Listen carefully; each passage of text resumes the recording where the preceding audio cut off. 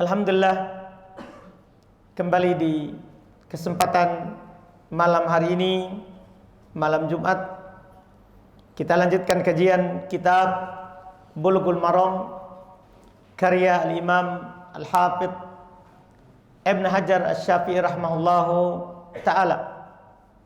Kita masih melanjutkan di malam hari ini di pembahasan kitab Al-Janaiz, kitab tentang jenazah.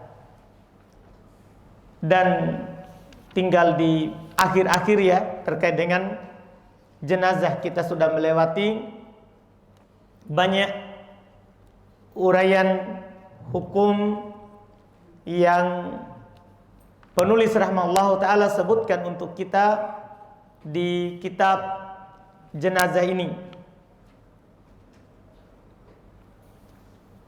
Kata beliau rahimahullahu ta'ala selanjutnya di hadits nomor 562, wa an Sa'ad ibn Abi Waqqas radhiyallahu anhu qala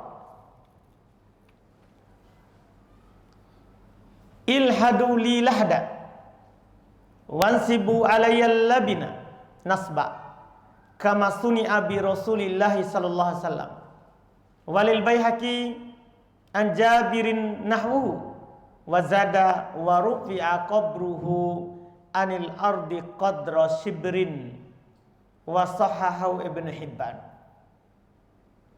Kata beliau rahimahullah dari Sa'ad ibn Abi Waqqas, beliau berkata, ilhaduli lahda, buatkan kuburanku di dalamnya lahat. Kita akan sebutkan sebentar apa itu lahat. Wansibu alayya labina nasba, dan tancapkan di mulut lahatnya itu labina, batu-batu yang panjang yang bisa menutupi lahatnya. Kama suni'a bi Rasulillahi sallallahu alaihi wasallam, sebagaimana itu dilakukan terhadap Rasulullah sallallahu alaihi wasallam. Rawahu Muslim, ini riwayat Imam Muslim. Walil Baihaqi, dalam riwayat Imam Al-Baihaqi an Jabir, dari Jabir radhiyallahu taala anhu, semisal dengannya, sama mirip dengan hadits Sa'ad bin Abi Waqqas. Wazada, dan ada tambahan di akhirnya, warufi'a qabruhu anil ardi qadra shibrin, ditinggikan kuburannya, diangkat kuburannya dari tanah itu sekitar 1 jengkal. Jadi dari tanah biasa kemudian dinaikkan 1 jengkal kuburannya. Ini disahihkan oleh Ibnu Hibban, walaupun yang benarnya ini lafaz yang disebutkan dengan lafaz yang kedua ini ada dalam riwayat Imam Al-Baihaqi dari jalan Al-Fudail ibn Sulaiman dari Ja'far ibn Muhammad dari bapaknya dari Jabir. Dia sebutkanlah ucapan tadi itu. Datang juga dalam riwayat yang disebutkan oleh Imam Al-Baihaqi dari jalan Abdul Aziz Ad-Darawardi dari Ja'far ibn Muhammad dari bapaknya secara mursal, yaitu bukan perkataan Jabir, tapi perkataannya bapaknya Ja'far, yaitu Muhammad. Iya. Dan dikuatkan oleh Imam Al-Baihaqi bahwa lafaz kedua ini diangkat, ditinggikan kuburannya setinggi 1 jengkal. Ini adalah lafaz yang mursal, perkataan ucapan tabi'in, bukan ucapan sahabat. Baik. Hadits ini beliau bawakan di nomor 562 di kitab terkait dengan jenazah. Ada beberapa yang ingin beliau sampaikan kepada kita terkait dengan riwayat Muslim. Itu sahih. Kata Sa'ad bin Abi Waqqas, ilhaduli lahda, buatkan untukku lahat. pertanyaan kita, apa itu lahat? Apa itu lahat? Ketika seorang atau tukang gali kubur, dia gali kuburnya ke bawah, kemudian dia buat lubang untuk jenazahnya, untuk mayatnya. Nah, lubang untuk mayat ini ada dua bentuknya. Ada namanya syak, dia buat di tengahnya jadi seperti sungai. Di samping kiri kanannya ada tepinya. Jadi di tengah itu namanya syak. Kalau lahat, dia buat lurus ke bawah kuburannya, galinya, kemudian dia gali lagi di samping ke arah kiblat. Jadi ini misalnya dia di sini gali ke bawah, kemudian samping sini dia belah samping. Nah, belah samping ini namanya lahat. Jadi kalau belah tengah namanya syak, belah samping namanya lahat. Iya. Kata Sa'ad bin Waqqas, buatkan untukku lahat. Nanti kalau kuburanku, kalau kalian menggali kuburanku, maka buatkan lahat. Ah, tadi yang belah samping, bukan di tengahnya. Dan tancapkan padanya batu sebagaimana yang dilakukan oleh Rasulullah sallallahu alaihi wasallam. Iya, sebagaimana yang dilakukan kepada Rasulullah sallallahu alaihi wasallam. Apa hukum lahat dan apa hukum syak dalam kubur seorang muslim? Dinukil oleh Al-Imam An-Nawawi rahimahullah, kata beliau, ajma'al ulama anna dafna fil lahdi wa fis syakki jaizan. Sepakat para ulama bahwa menguburkan seorang yang meninggal, kuburannya apakah dia lahat, belah samping ataupun belah di tengahnya, itu boleh. Itu hukumnya apa? Boleh. Itu kata Imam Syafi'i, Imam Nawawi dari kalangan Syafi'iyah. Belum menukil sepakat para ulama bahwa di dalam menguburkan seorang, ketika digalikan kuburan untuknya, boleh dibelah samping dan boleh dibelah tengah. Itu disepakati. Itu disepakati. Kemudian, ya, mereka mengatakan apa yang paling afdolnya, yang paling utamanya, kita belah tengah atau belah samping.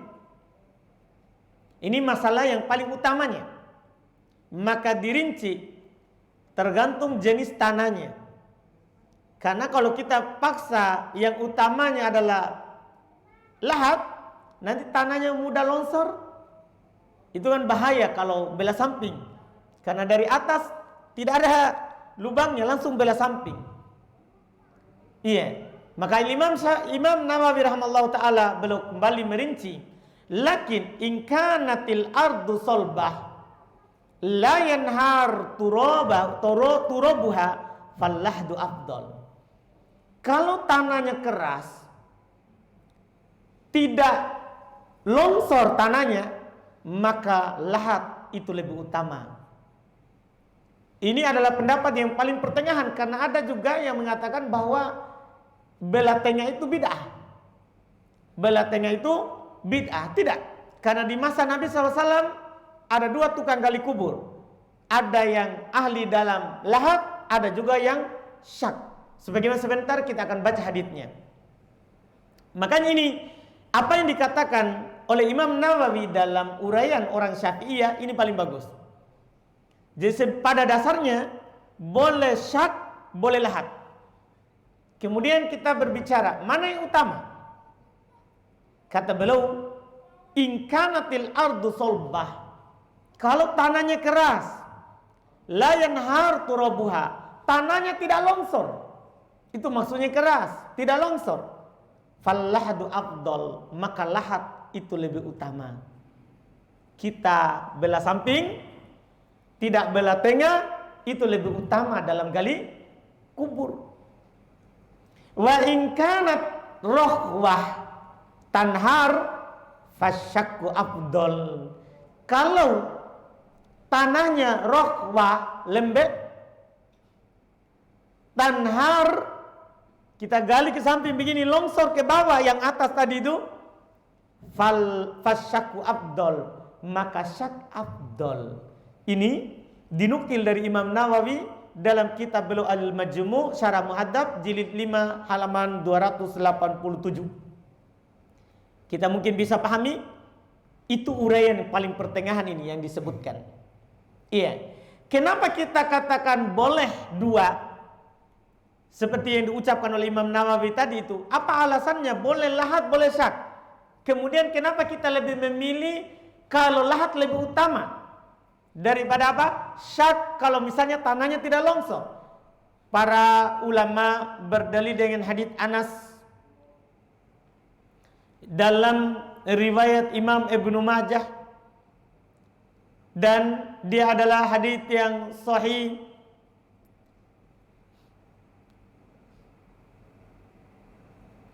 dari Anas bin Malik radhiyallahu taala anhu. Beliau berkata, lamma tuwfiya an-nabi sallallahu alaihi wasallam wa kana bil madinati rajulun yalhat wa akhar yadrah. Kata beliau rahimahullah dari Anas radhiyallahu taala anhu bahwasannya tatkala Nabi sallallahu alaihi wasallam wafat, belum meninggal, Nabi meninggal, waktu itu di Madinah ada seorang kalau menggali kubur dia lahat, dan ada seorang yang lain lagi kalau dia gali kubur maka dia belah tengah. Maka faqalu natakhayyar rabbana. Itu para sahabat bingung, ini Nabi kita galikan kuburnya belah tengah atau belah samping? Karena di Madinah ada dua orang.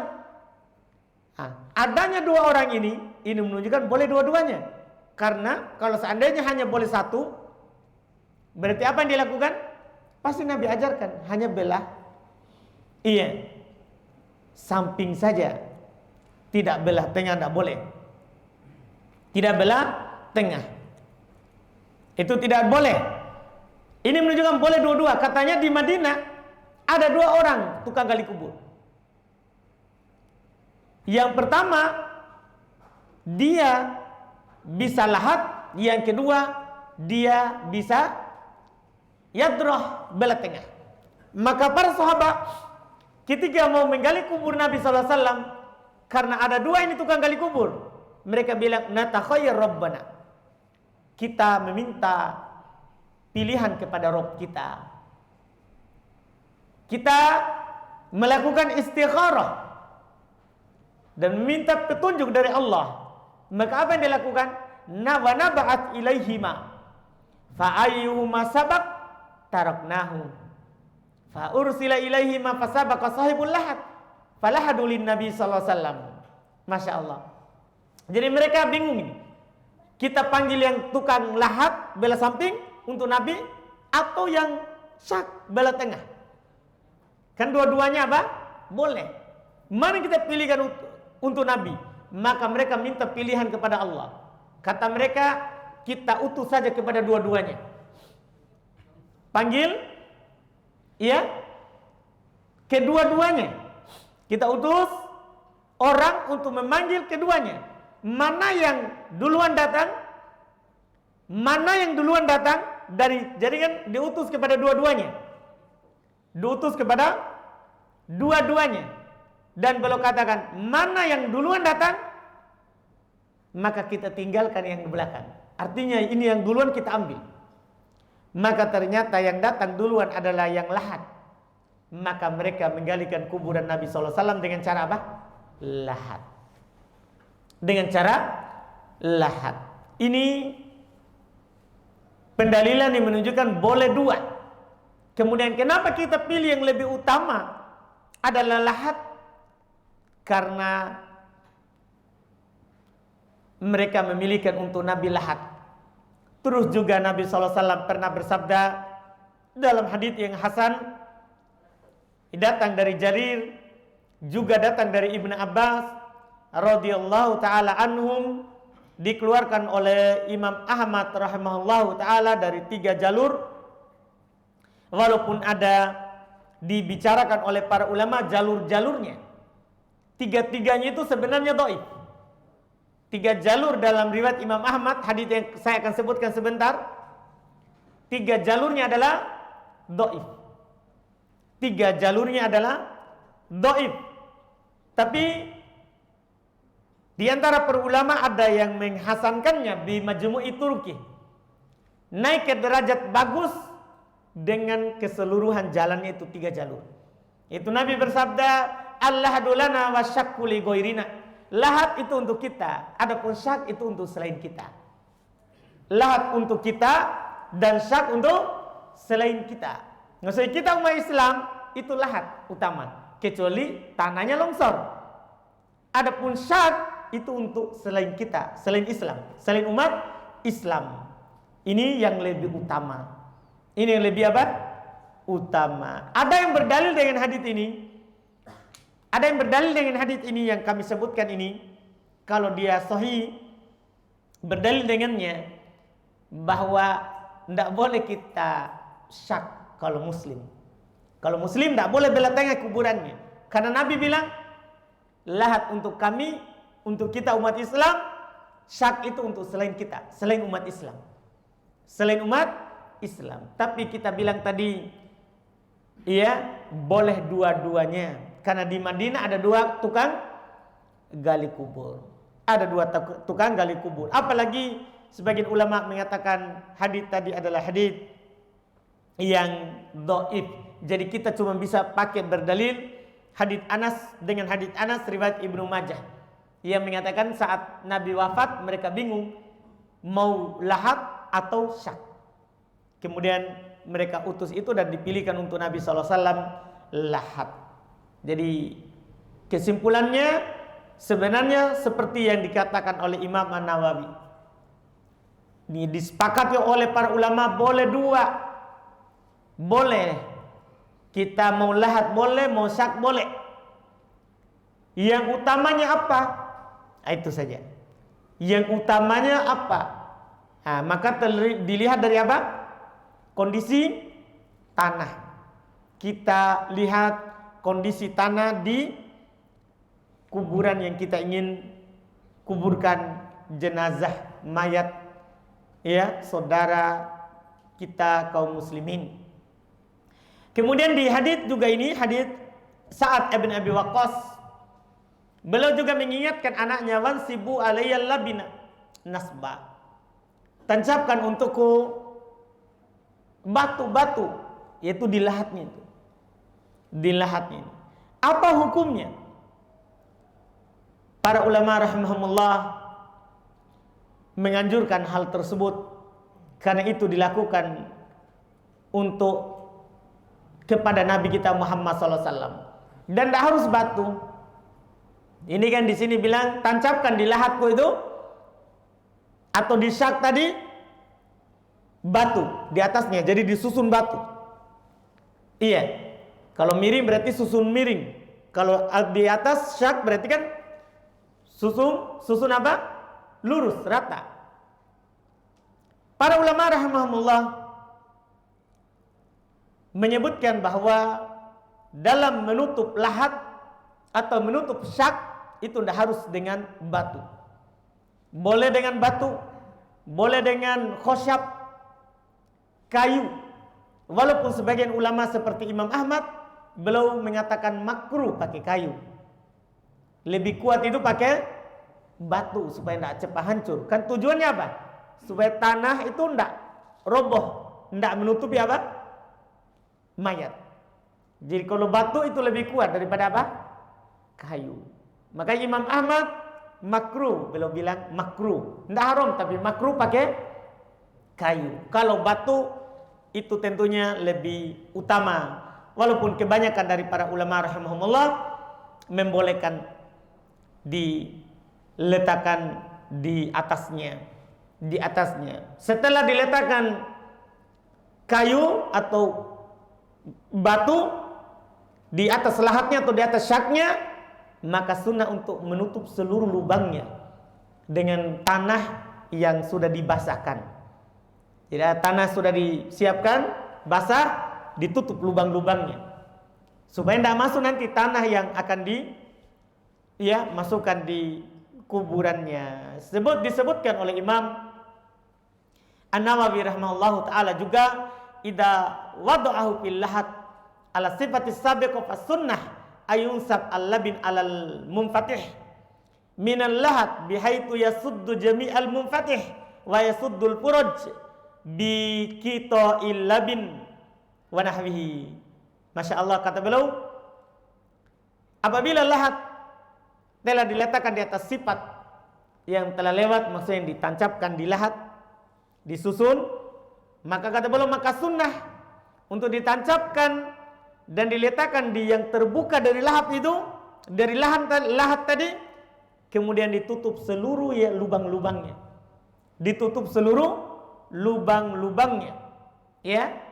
Setelah kita pasang labinanya, batunya, ya, maka kita atau papan, maka kita tutup lubang-lubangnya, tutup lagi lubangnya. Ini kata beliau sunnah hal tersebut, ya, sunnah hal tersebut, iya.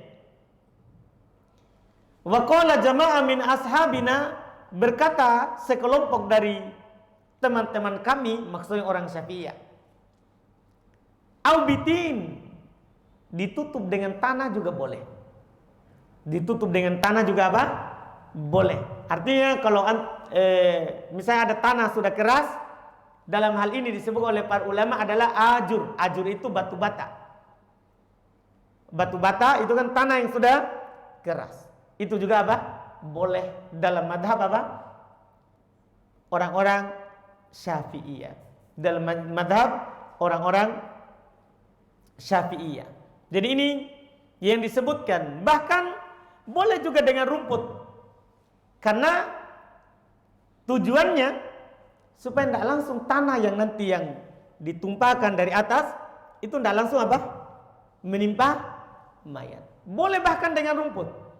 Itu disebutkan juga oleh Al-Imam An-Nawawi rahimahullahu ta'ala.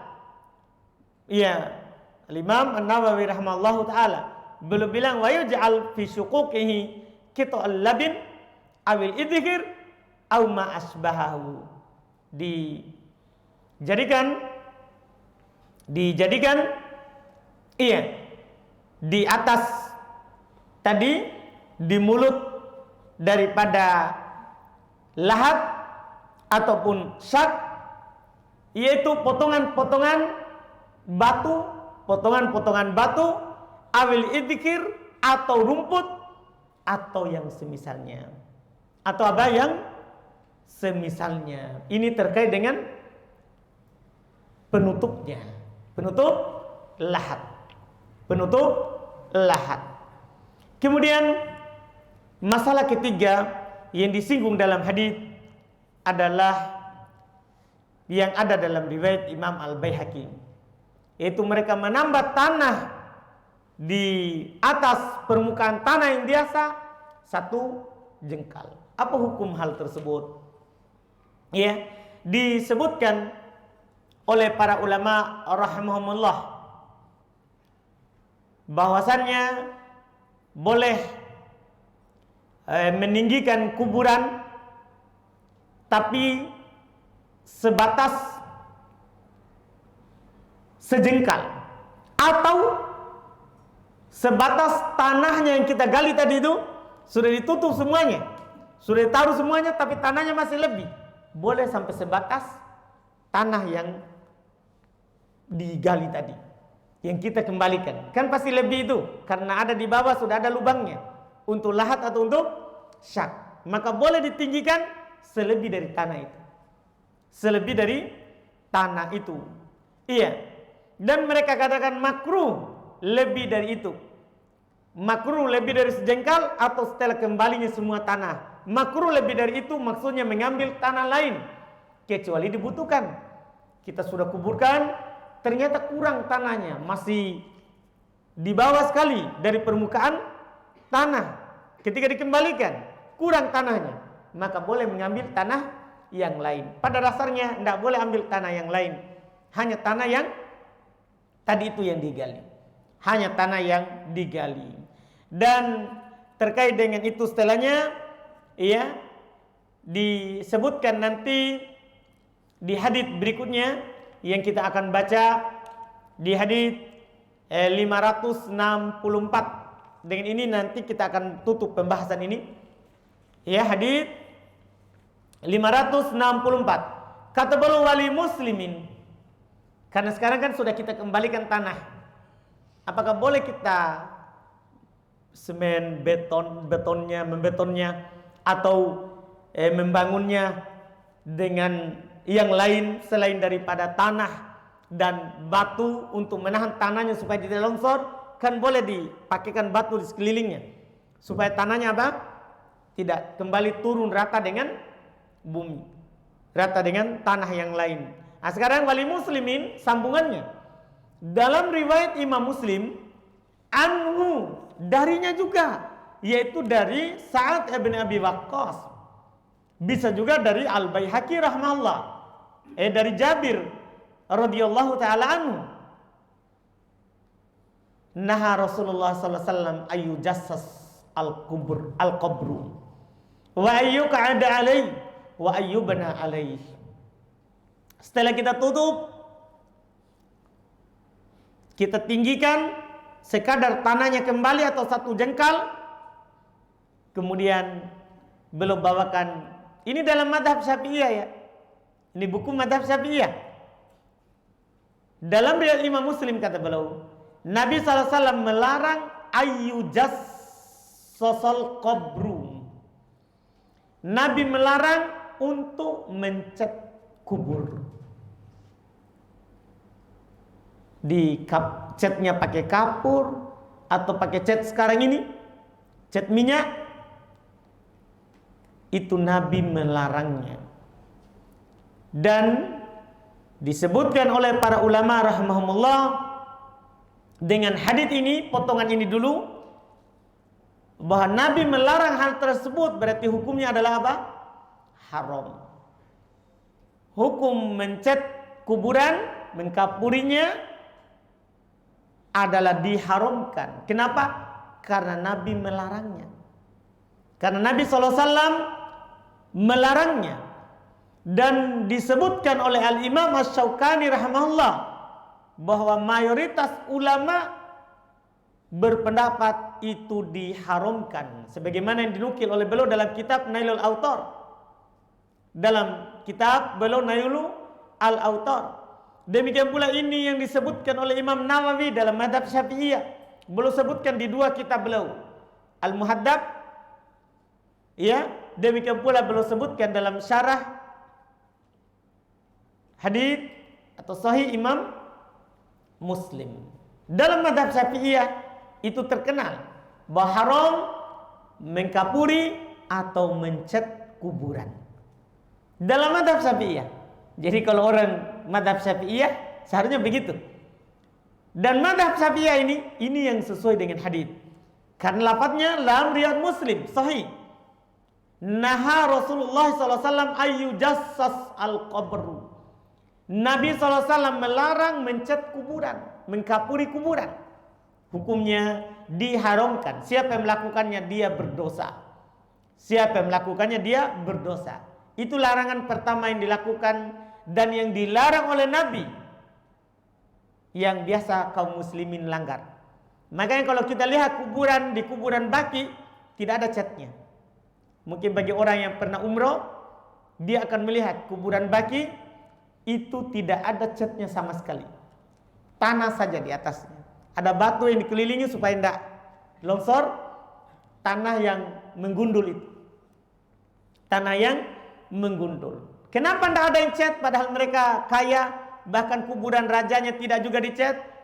Karena Nabi melarangnya, haram mencatnya. Itu diharamkan karena haditsnya jelas Sahih Muslim. Haditsnya jelas Sahih Muslim. Kemudian larangan kedua, biasa juga orang langgar, ini larangan, wa ayyuq'ad alaihi. Nabi juga melarang duduk di atas kuburan. Nabi melarang juga duduk di atas kuburan. Nah, ini juga biasa. Orang kalau habis kuburkan, duduk di atas kuburan. La ilaha illallah. Pertama, talqin itu sebelum dia meninggal. Karena la ilaha illallah itu bermanfaat kalau dia ucapkan sebelum meninggal. Seperti yang di hadits Nabi, siapa yang ucapan terakhirnya adalah la ilaha illallah, maka dia akan masuk surga. Itu ucapan terakhirnya. Adapun sudah dikubur, tidak berguna lagi kecuali doa anak yang soleh. Anaknya doa anak yang soleh, sedekah jariah, dan ilmu yang pernah diajarkan dan bermanfaat untuk orang lain. Dan bermanfaat untuk orang lain. Adapun perbuatan selainnya tidak bermanfaat lagi. Jadi tidak boleh duduk di atas kuburan. Dilarang, itu diharamkan. Disebutkan juga oleh Imam Nawawi dalam madhab Syafi'iyah. Haram duduk di atas kuburan. Haram duduk di atas kuburan. Yang ketiga, wa ayyubna alaih. Ini banyak sekali orang melanggar. Tiga-tiganya ini semua dilanggar oleh orang. Pertama tadi dicap, dilanggar, padahal haram. Yang kedua, duduk di atasnya, haram, Nabi yang bilang. Yang ketiga juga banyak orang melanggarnya. Sekarang umum kaum muslimin, ya, karena kurangnya mereka ilmunya, ya, itu pun di luar Arab ya. Kalau di Arab tidak. Iya. Wa ayyubna alaihi. Nabi melarang untuk membangun di atas kuburan. Nabi melarang untuk membangun di atas kuburan. Dilarang, itu diharamkan. Dalam mazhab Syafi'iyah seperti itu. Itu yang disebutkan oleh Al-Imam Asy-Syaukani juga, dan demikian pula Al-Imam Nawawi. Bahkan itu merupakan pendapat kebanyakan dari para sahabat, seperti dinukil dari Abu Hurairah, dinukil dari Ibnu Mas'ud, Ibnu Umar, Sa'id Ibnu Jubair. Ini dipilih oleh Imam Syaukani, Al-Imam Asy-Syirazi, ya. Semuanya mengatakan tidak boleh semua hal itu tadi. Mencat kuburan, apalagi semennya, ya, tidak boleh. Duduk di atas kuburan tidak boleh. Kemudian juga membangun di atas kuburan, itu tidak boleh. Dan Al-Imam Asy-Syaukani rahimahullahu taala, beliau menyebutkan, wa dhahiru hadil ibarah huwa tahrim wa hadha huwa al-haqqu la miryata fihi. Wa alaihi fatwal Albani wal Allama Ibnu Baz wal Allama Ibnu Utsaimin wal Allama Al-Wadi rahimahullah. Kata Imam Syaukani rahimahullah, dhahir dari ucapan seluruh para ulama dan juga ucapan Nabi sebelumnya tadi, itu menunjukkan haramnya. Jadi haram mencetnya atau kapurnya atau semen beton misalnya. Haram membangunnya, haram duduk di atasnya. Ini adalah al-haq, yang benarnya, alladzi la miryata fih, yang tidak ada keraguan padanya. Karena jelas sekali. Kan asal kalau Nabi larang berarti haram. Itu asal itu. Nabi larang berarti haram. Dan di atas inilah yang difatwakan oleh Syekh Albani, Syekh Ibnu Baz, Syekh Ibnu Utsaimin, Syekh Al-Wadi. Ini 4 orang ulama yang baru meninggal. Iya, sebelum masa kita ini. Ya, yang meninggal beberapa puluh tahun yang lalu. Ini yang difatwakan oleh mereka, ulama yang paling terakhir. Sekarang ini kan yang hidup adalah muridnya ini 4 orang. Yang masih hidup sekarang ini adalah muridnya ini. Muridnya Syekh Albani, muridnya Syekh Bin Baz, muridnya Syekh Utsaimin, muridnya Syekh Mukbil. 4 orang ini menfatwakan semua tadi itu adalah diharamkan. Adalah diharamkan. Iya. Terus masalah cabang sebagai penutup, bagaimana kalau duduk sambil berak, sambil buang air besar atau air kecil di atas kuburan, kencing. Jadi berdiri di atas kuburan kemudian dia kencing, atau duduk di atas kuburan kemudian dia apa? Buang air besar. Apa hukumnya itu? Maka dosanya Ya berlipat, karena duduk saja sudah haram, sudah dosa, apalagi duduk sambil buang air, itu dosanya berlipat. Ya, ditambah lagi itu masuk dalam adiyah lil hayy. Itu kan kalau kita berak atau buang air kecil di rumah orang hidup, gimana itu? Kita bapak kita, kalau ada orang pergi buang air di rumah, apa yang kita lakukan? Kalau kita tidak bunuh, kan begitu? Maka kalau itu mengganggu orang hidup, orang yang meninggal juga terganggu. Sama hukumnya. Iya. Ini yang disebutkan, bahkan Syekh Muqbil rahimahullah ta'ala memberikan satu judul bab di dalam Al-Jami' Sahih, Tahrimul Masyi wal Julus wat Tagawud fil Makbarah. Beliau kasih judul bab di dalam kitab beliau Al-Jami' Sahih, haram jalan di atas kuburan dan duduk di atas kuburan, buang air di atas kuburan. Itu diharamkan.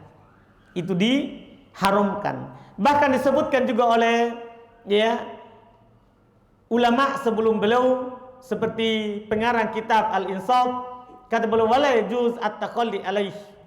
Tidak boleh buang air di atasnya. Ini yang perlu, karena banyak juga orang yang bermudahan dengan hal ini. Apalagi kuburannya di depan jalannya. Yang berhentikan motornya, berhentikan mobilnya, langsung ke arah kuburan. Padahal ini hal yang diharamkan. Berdosa karena itu mengganggu orang yang telah meninggal. Ini yang bisa kita ambil di malam hari ini. Alhamdulillah, 2 hadis, 3 dengan riwayat Imam Al-Baihaqi. Insyaallah kita masih melanjutkan lagi. Ini sedikit ya. Sisa 1, 2.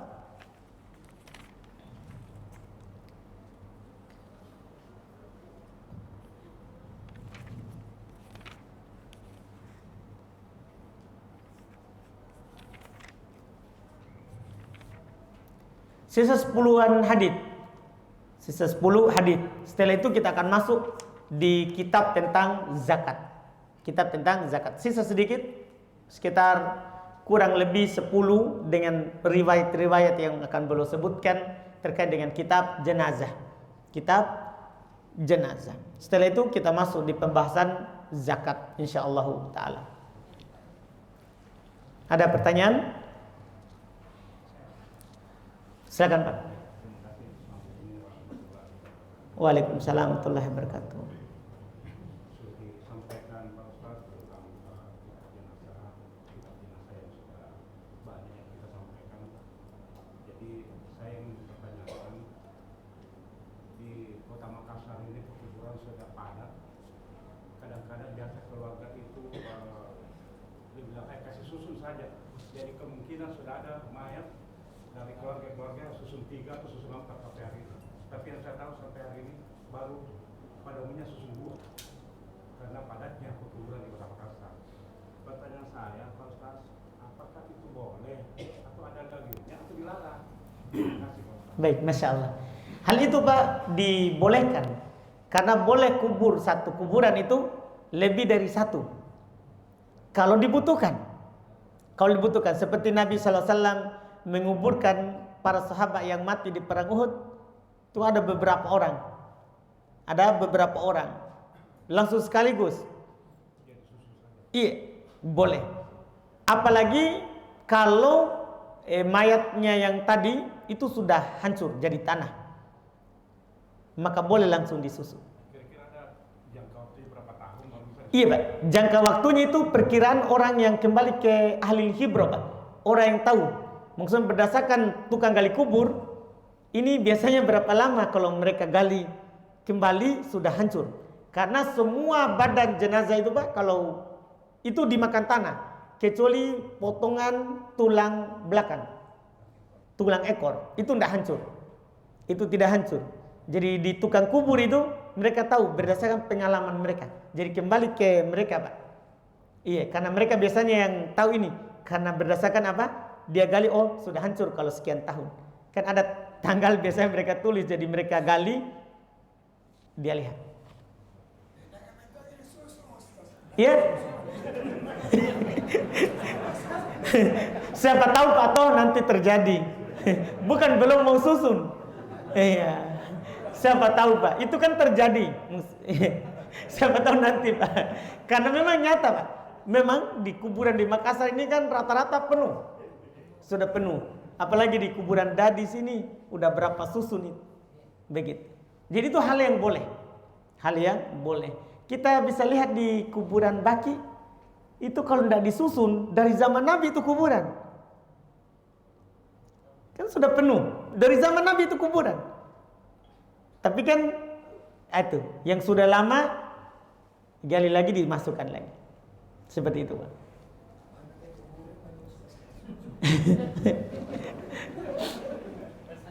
Silakan Pak Sarif. Waalaikumsalam warahmatullahi wabarakatuh. Saya pernah melihat orang dikubur dengan peti, memakai peti. Apakah boleh Ustaz? Orang dikubur memakai peti, mengingat biasa kan musim hujan, tanah itu otomatis basah. Jadi orang ini dikubur pakai peti Ustaz. Iya. Yang kedua, saya pernah lewat kuburan Ustaz, melihat orang main kartu Ustaz di atas kuburan. Bagaimana dosanya ini Ustaz? Gimana? Ini macam ini sawah Ustaz kan, Iya. saya pas lewat situ. Macam ini sawah Ustaz ini, ada Iya. kuburan di situ. Saya lihat di situ Ustaz. Jadi Ya, main kartu di atasnya? Iya Ustaz, main kartu, main domino Ustaz. Bagaimana rasanya nih Ustaz? Terima kasih Ustaz. Iya. Main kartu. Di atas kuburan.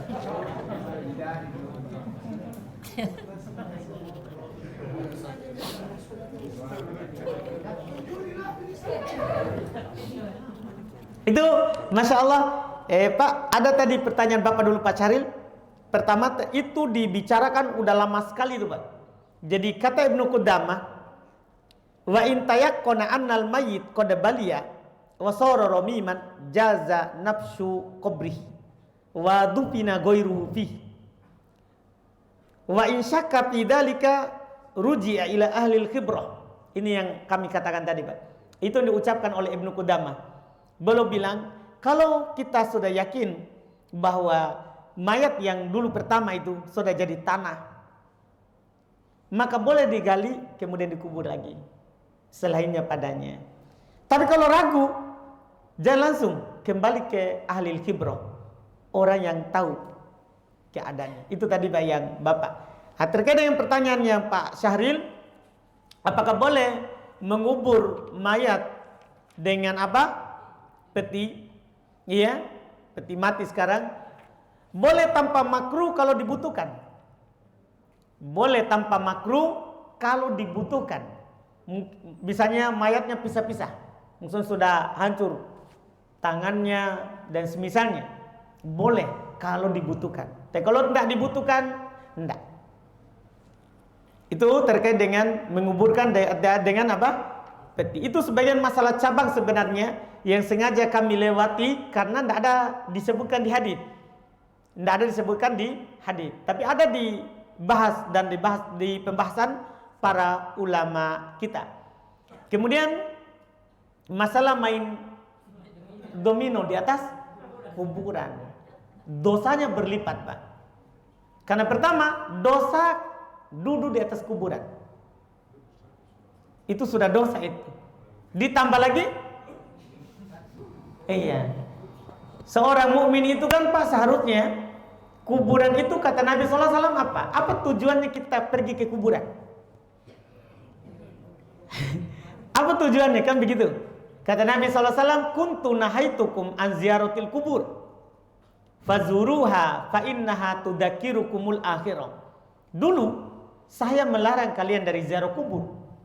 Jadi awal-awal Islam Nabi melarang ziarah kubur karena dulu orang pergi ke kuburan untuk berdoa di kuburan. Maka Nabi dulu melarang mereka ziarah kubur. Kemudian setelah kuat Islam, pemahaman mereka sudah kuat bahwasanya tidak boleh pergi berdoa di kuburan, karena bukan tempat untuk berdoa. Maka kata Nabi, sekarang ziarahilah kubur, itu akan mengingatkan kalian terhadap kematian. Nah, sekarang ini orang ke situ lalai melakukan lagi dosa. Itu tidak boleh di kuburan, tidak boleh di kuburan. Iya. Baik, ini ada pertanyaan lagi.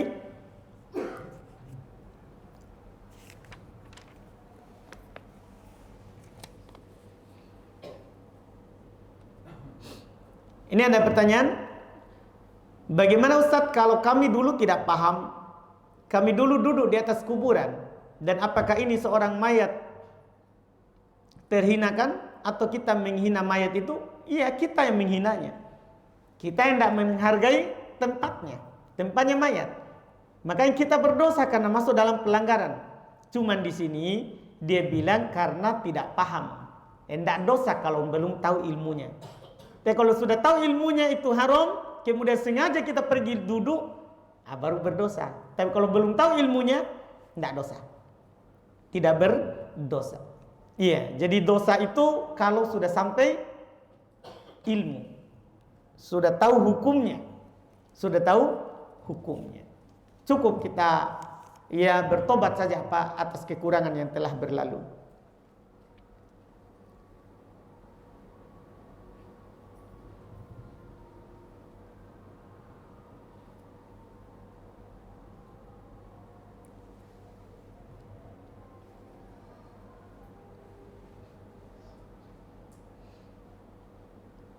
Di sini ada pertanyaan, apakah benar orang yang telah wafat mendengar sebagian perbuatan keluarganya? Dalilnya apabila mayit telah dikubur, maka si mayit mendengar suara sandal pengantarnya. Iya, yang meninggalkannya. Iya, dia dengar, tapi dia tidak bisa berbuat apa-apa. Dan kita juga tidak bisa mendengar apa yang mereka katakan dan mereka ucapkan. Karena kalau kita dengar, kita akan mati, tidak bisa berjalan di atas muka bumi.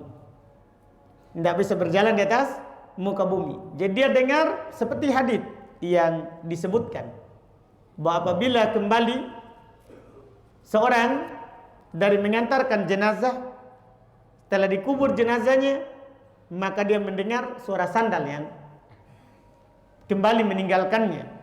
Dengan dalil itu dengar suara sandalnya. Yang lainnya wallahu alam, kan ini perkara gaib. Kan ini adalah perkara gaib.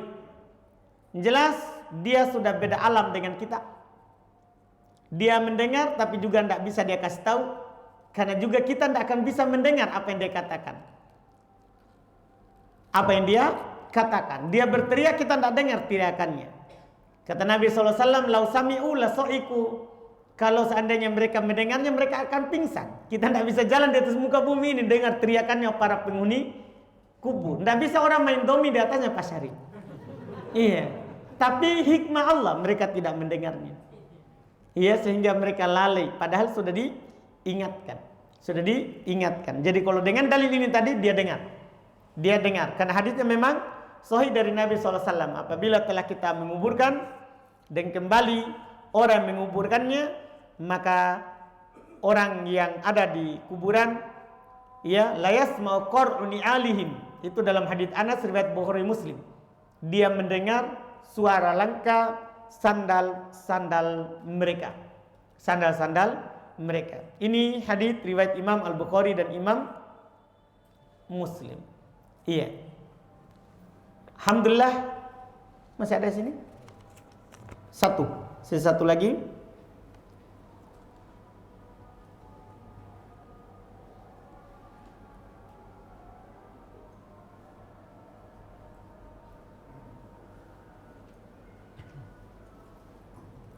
Satu, tapi terakhir ini saya tidak terlalu bisa baca. Tulisannya Masya Allah, kayak resep dokter. Jadi daripada saya baca putus-putus, iya, Kan tulisan nggak tahu Pak Syahril bisa nggak baca. Saya angkat tangan dari membacanya. Alhamdulillah. Baik, kita cukupkan. Insya Allah kita lanjut lagi pekan depan. Ini alhamdulillah kali pertama setelah kita libur sebulan ya. Alhamdulillah. Baik.